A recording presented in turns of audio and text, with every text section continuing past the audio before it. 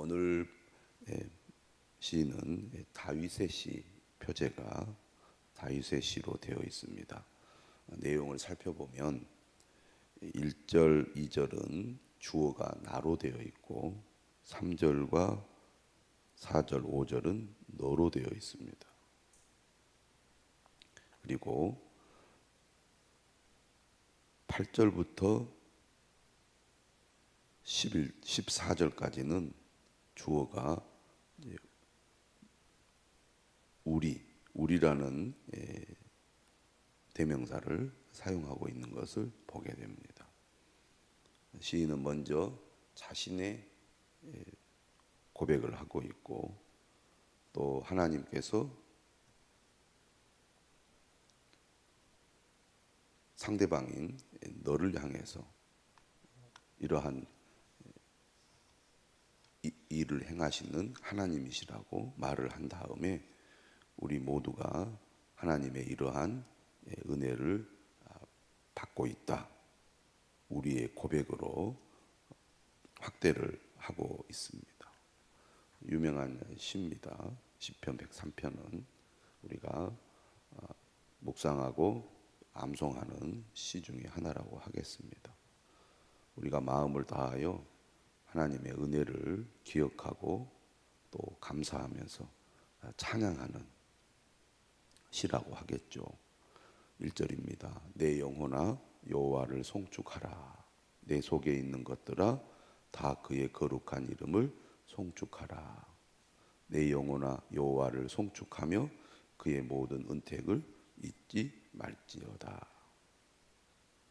시인은 자신을 향하여 하나님의 은혜를 찬양하도록 합니다. 내 영혼아 여호와를 송축하라. 그 말은 결국 하나님, 내가 내 마음 깊은 곳으로부터 하나님을 찬양합니다. 찬미합니다. 하나님을 높여드립니다. 이런 표현이라고 하겠죠.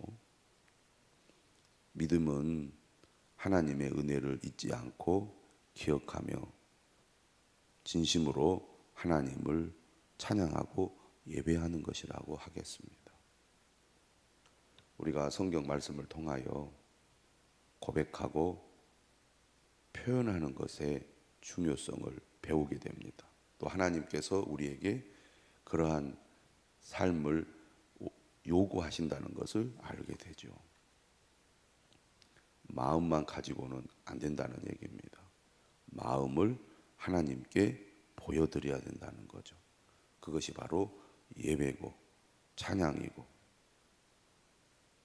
감사하는 것이라고 하겠습니다.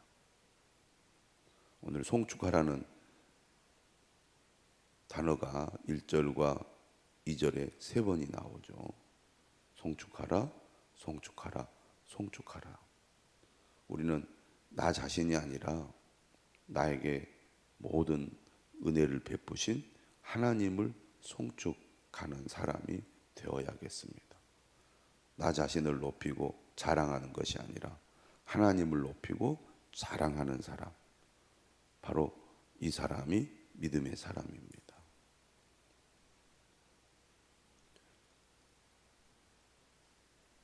왜 우리가 하나님을 찬양해야 합니까?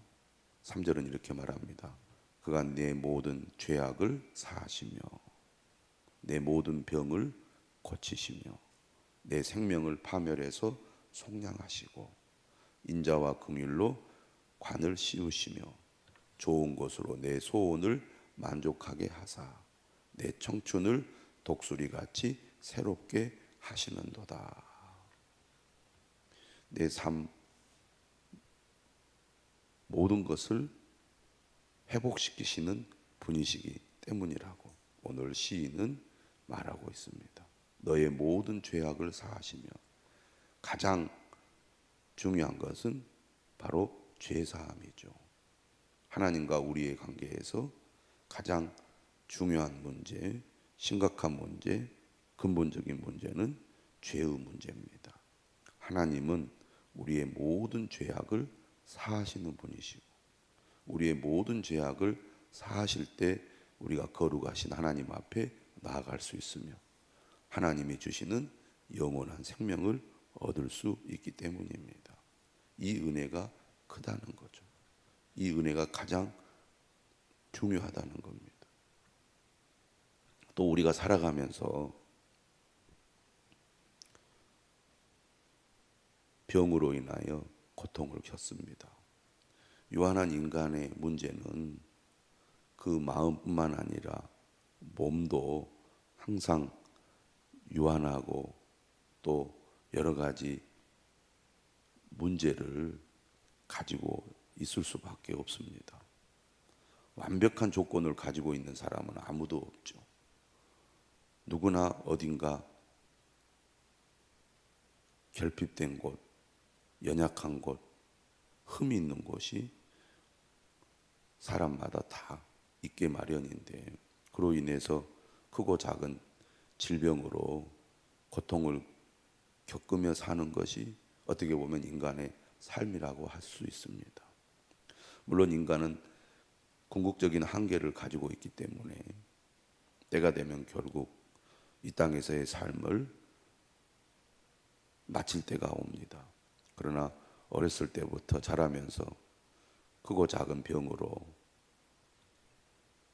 아프고 또 고통을 겪고 오랜 치료를 받아야 하는 그런 일들도 있게 되는데, 우리가 사는 날 동안 하나님께서 우리의 병을 고쳐주시고 또 회복해 주셔서 다시 건강을 되찾고 또 새 힘을 얻어서 살아가게 되는 경험을 하게 되는데, 돌아보면 이 모든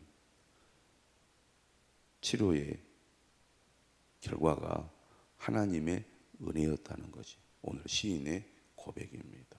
우리도 지금까지 살아오면서 크고 작은 질병을 경험하게 되는데, 이 시간 우리가 건강하게 이 자리에 나온 것도 하나님의 은혜요, 하나님의 치료하심임을 믿습니다.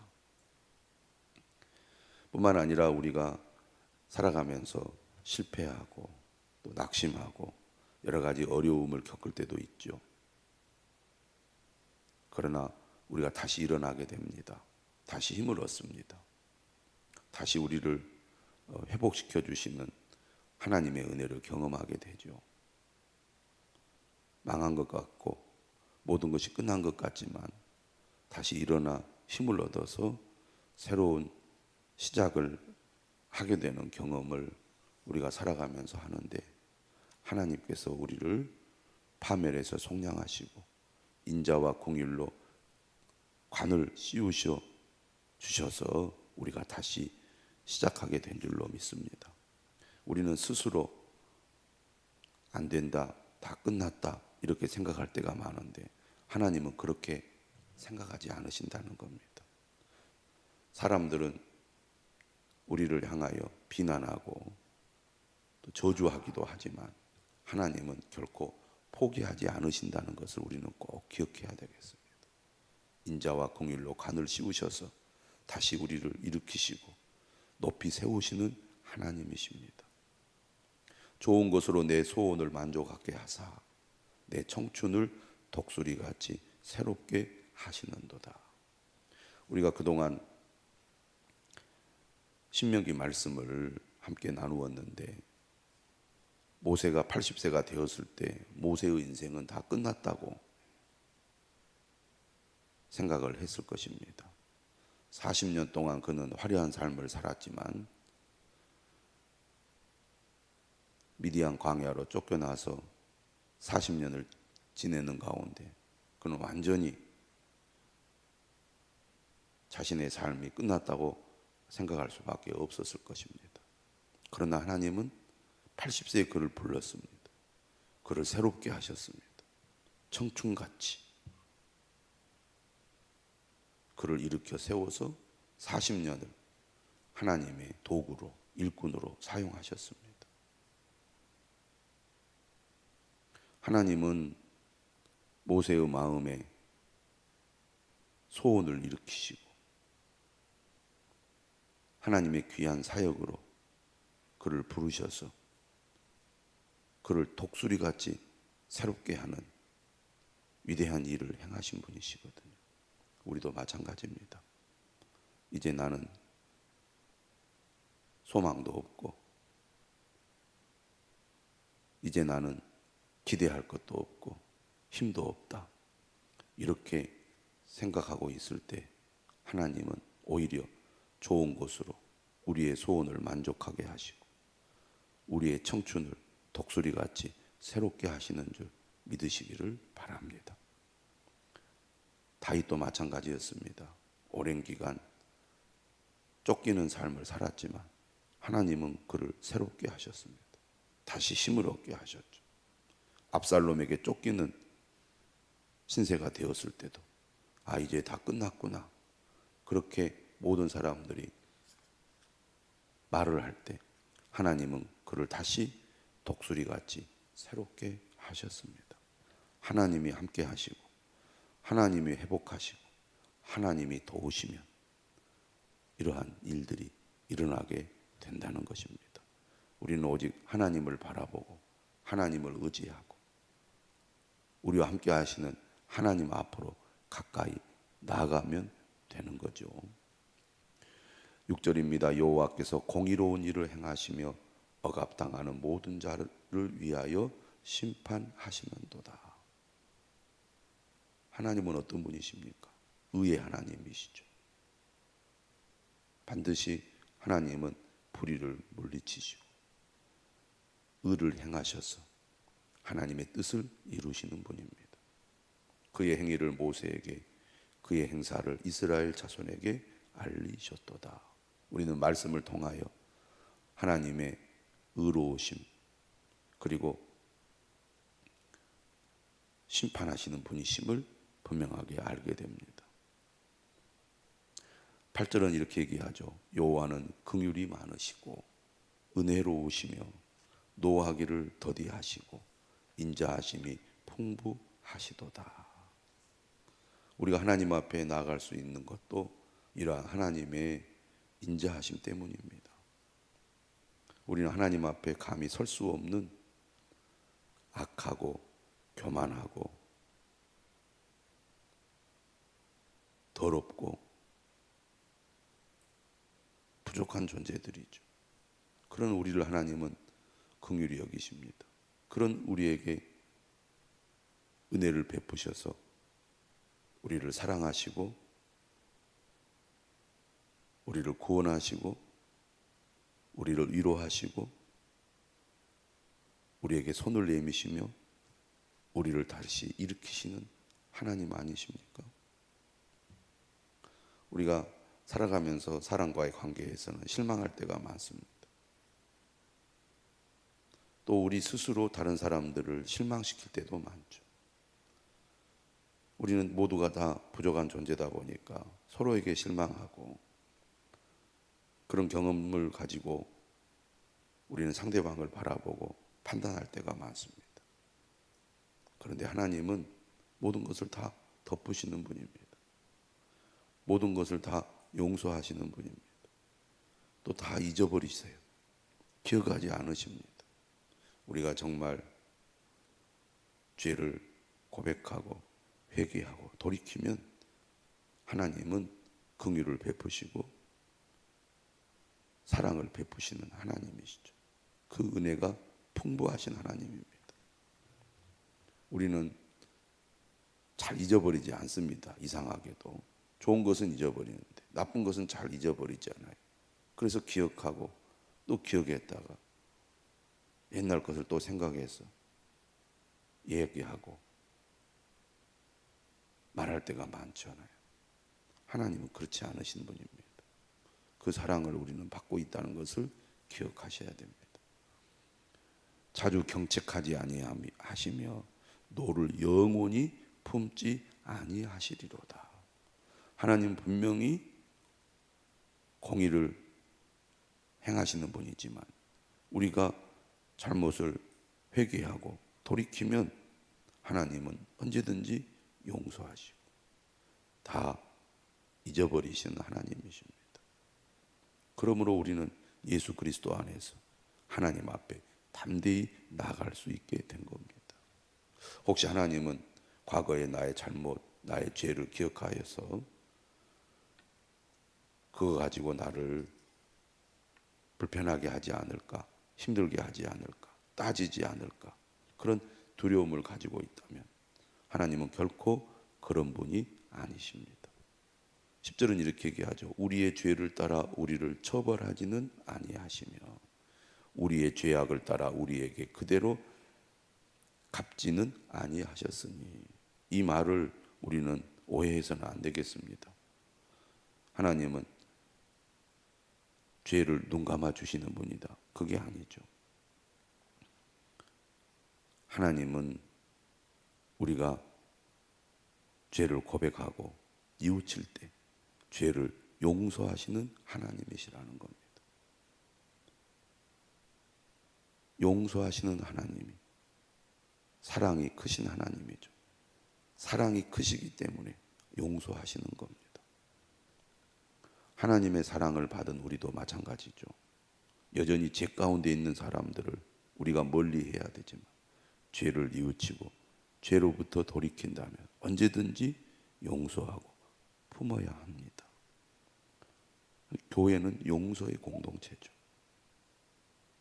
이는 하늘이 땅에서 높음 같이 그를 경외하는 자에게 그의 인자하심이 크심이로다. 11절은 분명하게 얘기합니다. 그를 경외하는 자에게 그의 인자하심이 크심이로다. 하나님을 두려워하는 사람, 이것은 곧 자신의 죄를 뉘우치고 돌이키는 자죠. 그런 사람에게 하나님은 큰 사랑을 베푸시는데, 하나님의 크신 사랑이 무엇입니까? 죄를 용서하시는 사랑이죠. 그래서 12절에 말합니다. 동이 서에서 먼 것 같이 우리의 죄가를 우리에게서 멀리 옮기셨으며.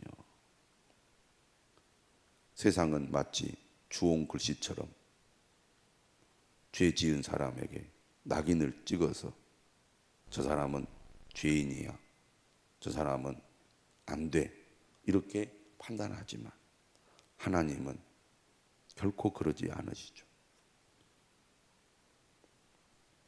동이 서에서 먼 것 같이 우리의 죄가를 우리에게서 멀리 옮기신 분이십니다.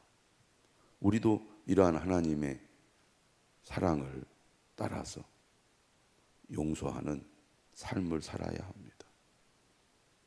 편견을 가지고 사람을 보지 않도록 해야 되겠습니다. 긍휼의 마음을 가지고 사랑을 실천하는 삶을 살아야겠습니다. 아버지가 자식을 긍휼히 여김같이 여호와께서는 자기를 경외하는 자를 긍휼히 여기시나니. 자식은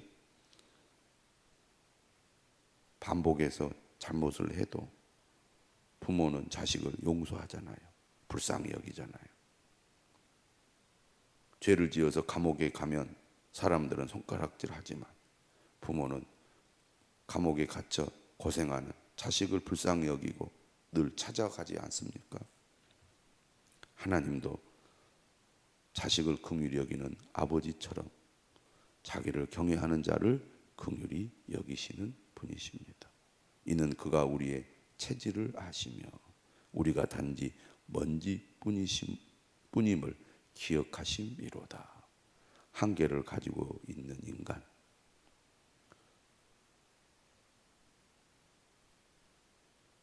연약하고 죄의 본성을 지닌 인간, 완벽한 사람이 없습니다. 그러니 다른 사람을 향하여 기준을 높이고 왜 이러냐고 해서는 안 될 겁니다. 다 먼지에 불과하죠. 결국 이 땅에서는 잠시 왔다가 사라지는 존재에 불과합니다. 우리가 세상을 사는 동안 용서하고 사랑하고 긍휼을 베풀고 하나님의 은혜를 나누는 그런 삶을 살기에도 짧은 인생이죠. 그러한 하나님의 은혜가, 사랑이 우리 나주 빛가람교회 또 우리 성도들 가운데 있기를 주님의 이름으로 축원합니다.